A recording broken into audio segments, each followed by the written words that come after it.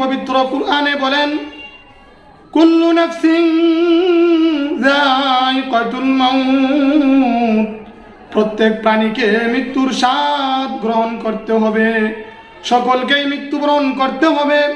একদিন এই পৃথিবী ছেড়ে সকলকেই চলে যেতে হবে। ভাই বলো, বন্ধু বলো, আত্মীয় বলো, স্বজন বলো, কেউ তোমার সঙ্গে যাবে না, কেউ তোমার বন্ধু হবে না। যখন তুমি কুল্লু নাফসিন যায়িকাতুল মাউত, যখন তুমি মৃত্যুবরণ করবে, যখন তুমি মরে যাবে, কেউ তোমার বন্ধু থাকবে না।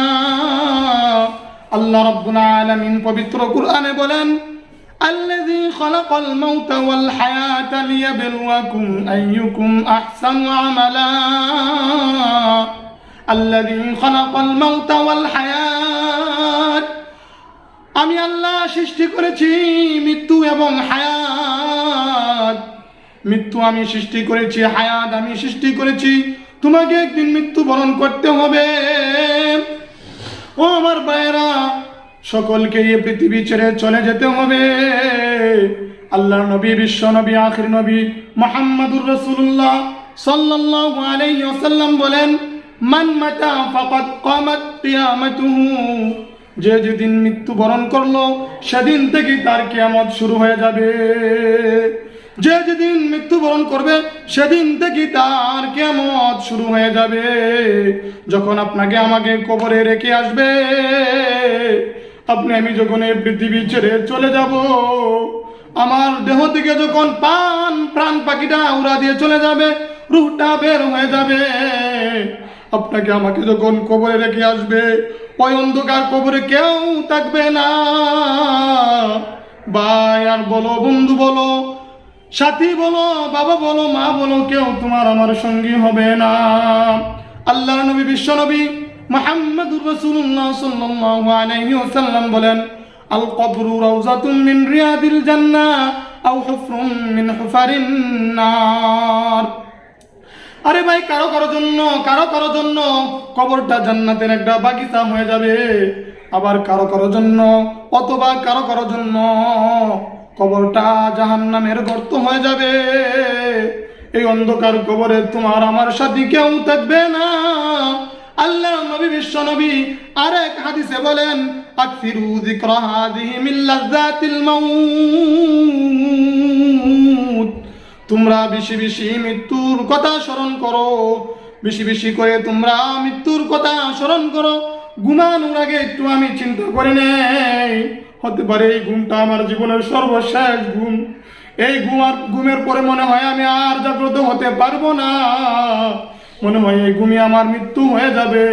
যখন তুমি ঘুম থেকে উঠবা, উঠার পরে আবার তুমি চিন্তা করো, আল্লাহ আমাকে জাগ্রত করছে, হইতে পারে এই জাগ্রতটাই আমার জীবনের সর্বশেষ জাগ্রত।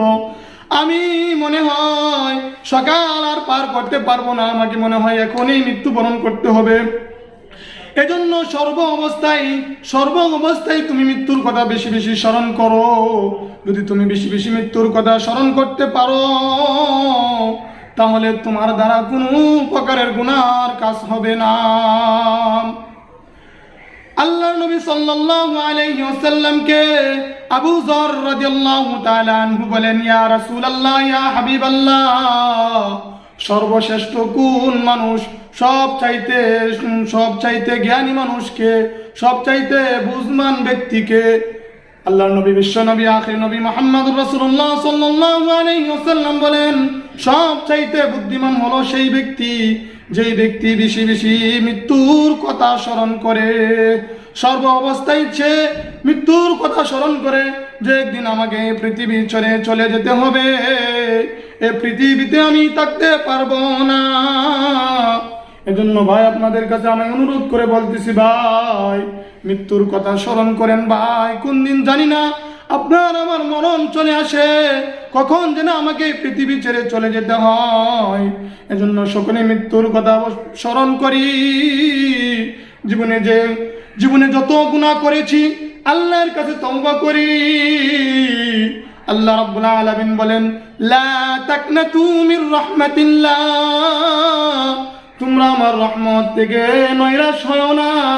আরে তুমি কত গুনাহ করেছো, কত গুনাহ করেছো, তুমি খাস দিলে অন্তর নিয়ে ভালোবাসা নিয়ে আমার কাছে তওবা করো, আমি আল্লাহ তোমার জীবনের সমস্ত গুনাহগুলি মাফ করে দিব।